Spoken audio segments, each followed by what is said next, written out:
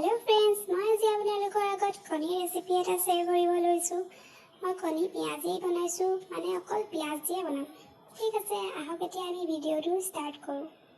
প্ৰথমত মই কণীকেইটা ফ্ৰাই কৰি লৈছো অলপ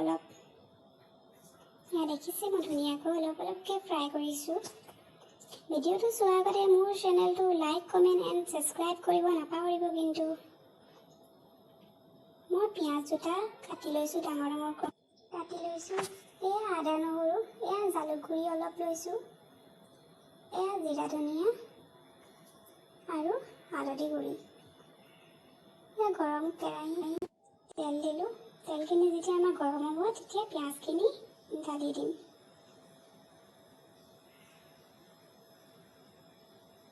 এতিয়া আমি মছলাখিনি মিলাই লওঁ মছলাখিনি মিলাই ধুনীয়াকৈ ললো অকণমান পানী দি দিছোঁ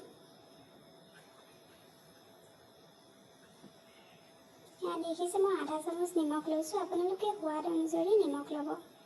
পিঁয়াজখিনি আমি জ্বলিব নিদিওঁ অলপ ৰঙা হ'ব তেতিয়া আমি মছলাখিনি দি দিম তাৰপিছত লৰাম এতিয়া লৰাম যেতিয়া আমাৰ পানীখিনি শুকাই যাব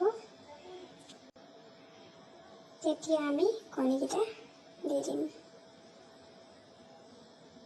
কণীকেইটা দি এতিয়া লৰাম তাৰপিছত মই অলপ পানী দিম পানী দি আমি 15 মিনিটমান ঢাকি থম যাতে আমাৰ মছলা গোন্ধটো যায়গে